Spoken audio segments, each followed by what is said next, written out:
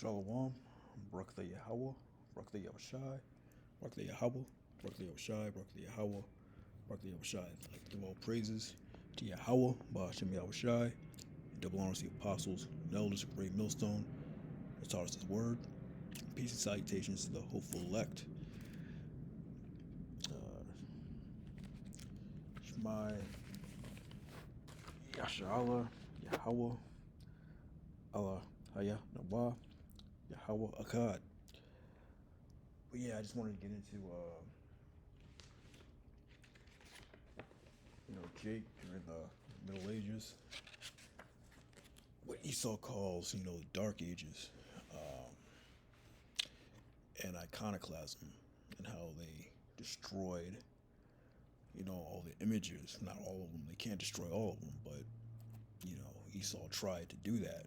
But Jake pretty much was ruling Europe, during the Byzantine Empire, after the fall of the Roman Empire, through Septimius Severus and Constantine the Great, which he set up the Byzantine Empire.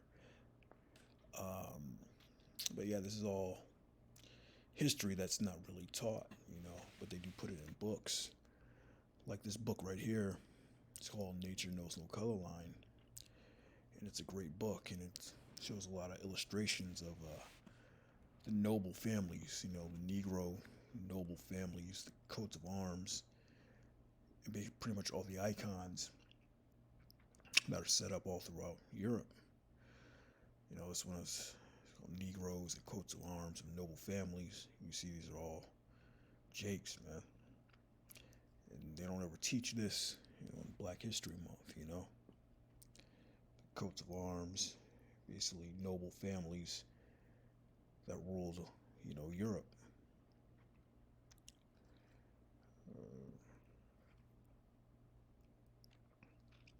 Yeah, and the Moors, another important fact. There is a good reason to believe that families with names as Negro, Moor, and other derivatives, but do not have blacks in their coats of arms. Moorish, the name Morris, those are, Jakes. There's all the representations, of different families,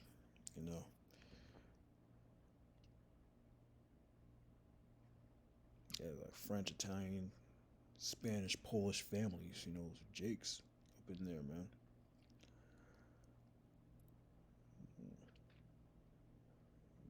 This is from the chapter, page 87, The Negro Ancestry and the White Race. Page 87, white people blacken their face not only for the Moorish dance, but because of attraction for a dark skin. Mac Ritchie says many British peoples of fair complexion were accustomed to blackening their faces artificially, that they might the better pass for Moors. Some more pictures of coats of arms all through that. But yeah, this is a great book, man. It's definitely something that should be in your collection. Another one is From Babylon to Timbuktu. This is another good one. Brings out a lot of great information about our history, Israelite history in the Middle Ages. Here's just some random pictures on the internet of all these statues of Jake, that they weren't able to destroy. Some Black Knights. They're not going to make movies about this stuff, Blacks who ruled Europe from 1700 to 1789, holding his coat of arms.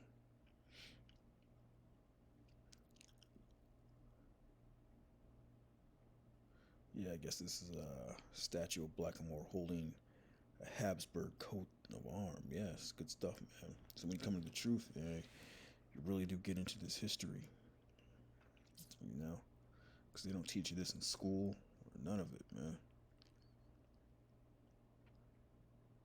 So Moorish Catholic priest. I mean, this is endless.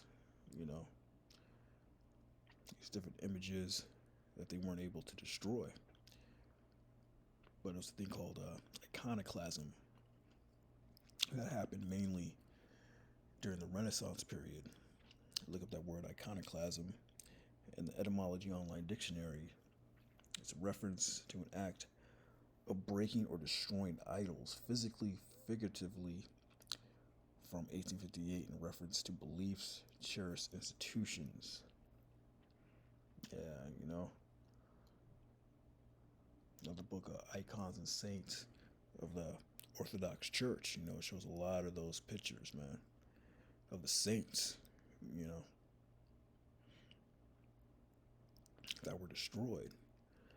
But yeah, that's what the heathen does, man. This is First Maccabees 3:48. This is right when Judas Maccabees was about to go to war. Started 46. Wherefore the Israelites assembled themselves together and came to Maspha over against Jerusalem, for Maspha was the place where they prayed aforetime in Israel. Then they fasted that day and put on sackcloth and cast ashes upon their heads and rent their clothes and laid open the book of the law wherein the heathen had sought to paint the likeness of their images. That's something they did, man, going way back to the time of the Greeks, man.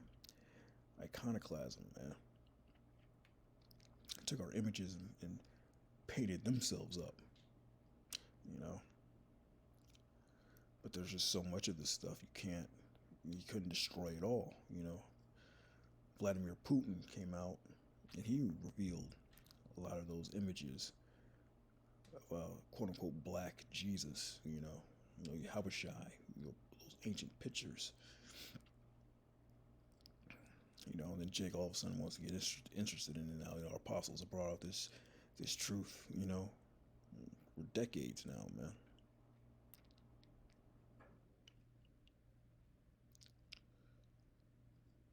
Yeah, all that came out, during what we call the Renaissance period. This is a Revelation 20:1, and I saw an angel come down from heaven, having the key of the bottomless pit and a great chain in his hand. Yeah, the bottomless pit represents Europe because it's lacks of natural resources. And he laid hold on the dragon, that old serpent, which is the devil and Satan, and bound him 1,000 years. Talking about Esau, man. During what they call the Dark Ages, after the fall of Rome.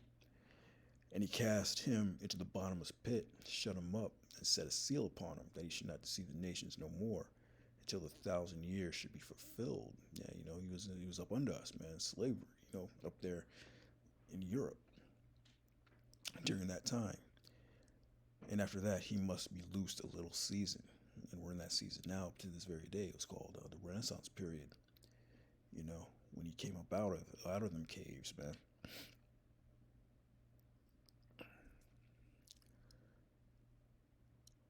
But yeah, this is a history hit, because Esau likes to downplay, the Dark Ages, man. It says that the Dark Ages were between the 5th and 14th centuries, lasted 900 years. The timeline falls between the fall of the Roman Empire and the Renaissance. Esau coming up out of them caves.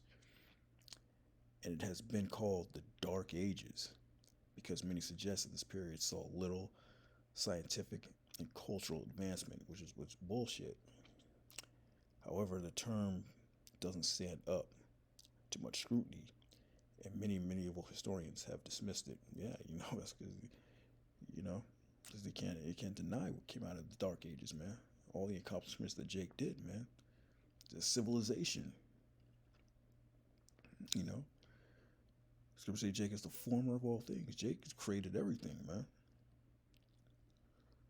Esau likes to talk about, the Dark Ages, nothing happened, just BS, man.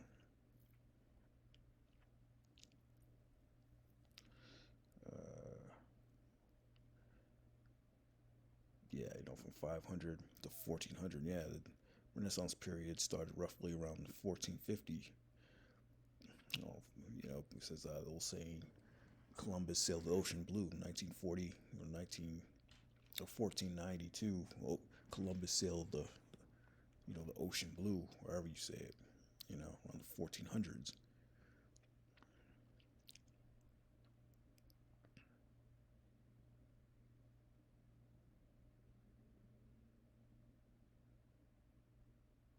Yeah, we'll say like the Renaissance was one of Europe's most significant historical periods and is often characterized by the magnificent outpouring of art, literature, and scientific developments. You know, all this white imagery.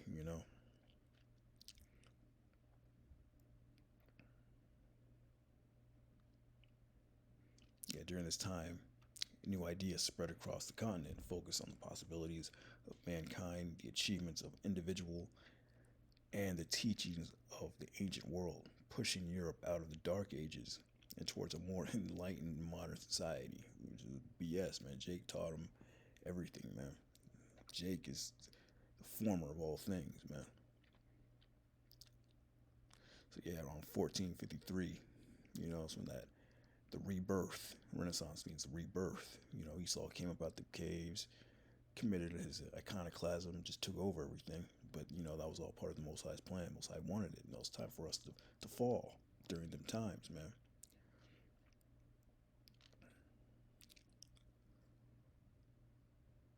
Yeah, so you know, Roman Empire.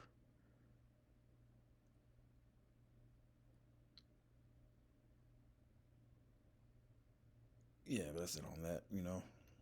Just they call it the Dark Ages, but that's when Jake was all up in there, man. You know, and we're gonna get that rulership back. Yeah, the Byzantine Empire, roughly from 330 A.D. to 1453 A.D. 1453 is when the Renaissance period, when Esau came up out in caves, man. And he was loosed a little season. It was during that Renaissance period, and we're still in that time.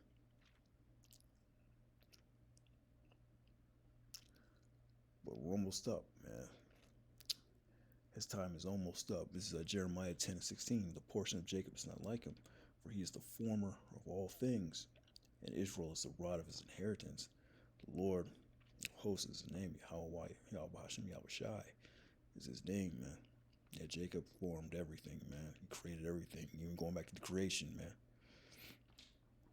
He created the whole planet Earth. You know, the world was made for our sakes, man. For Israel's sake. So yeah, during the Dark Ages, wants to talk about, it's all little scientific or cultural advancement. No, because Jake was up in there, man. But that's why you got to pick up a book and read, man. You can't rely on Esau's education system, man. But yeah, I just wanted to bring out this, a little bit of information. A book called Nature Knows No Color Lines. There's plenty of other books you can go out there and read. I'll put you up on that information. But we're almost at an end, man. This man's rulership is almost done. He says, loose the little season, you know, even though it's up to this very day, man. We're seeing the prophecies come to pass. Man, this man's kingdom is almost out of here, man.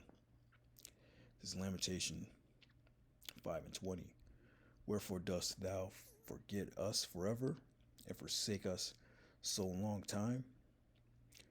Turn thou us unto thee, O Lord, O Yahweh, and we shall be turned. Renew our days as of old. But thou hast utterly rejected us. Thou art very wroth against us. Yeah, man. That's why the Most High took us down. That's why the Most High had to send that black plague. They call it the black plague that swept through Europe, man. Weaken our weaken up our numbers. So Esau was able to, come up out the caves and be loosed a little season. You know, it says he was very, thou hast utterly rejected us. Thou hast very wroth against us. But that's temporary, man. Our time is almost, this time in this slavery, in this captivity that we're in right now, it's almost up. It's almost up, man. We're going to get that nobility back. We're going to get that position back, our rightful position. Scripture say that Jacob is special people above all people, man. You know, so we're gonna get this honor back. We're gonna get this glory back, all through Yahweh Shai, man. Yahweh Hashem Shai. You know, he's gonna raise up his elect men, deliver his elect men. Then eventually, all Israel is gonna be saved, man. Yeah, renew our days of old, man. You gotta pray for that, man. Get us up out of here. But yeah, this is uh, Baruch 4:24. Like as now, the neighbors of Zion have seen your captivity, so shall they see shortly your salvation from our power, which shall come upon you with great glory and brightness of the everlasting. And our neighbors have seen us fall, man. They took an advantage of us in our low state. All these heathens, man. So yeah, the scripture say, "He that leadeth into captivity shall go into captivity." Man, all these nations have had their way with us. We've been under all of them, so that's going to justify the Lord putting all the heathen, in slavery under His men, His elect men of Israel, man. It says, "Like as now the neighbors of Zion have seen your captivity." The whole world has witnessed our fall, man. So shall they see shortly your salvation from Yahweh Shai, which shall come upon you with great glory. Yeah, they're going to see it, man. They're going to see it. The great glory and brightness of the everlasting, man. Yahweh Shai comes with his great glory and brightness, man. The whole planet's going to see it, man. And the elect men are going to, be in the rightful position again. They're going to be delivered. So, yeah, with that, so shalom.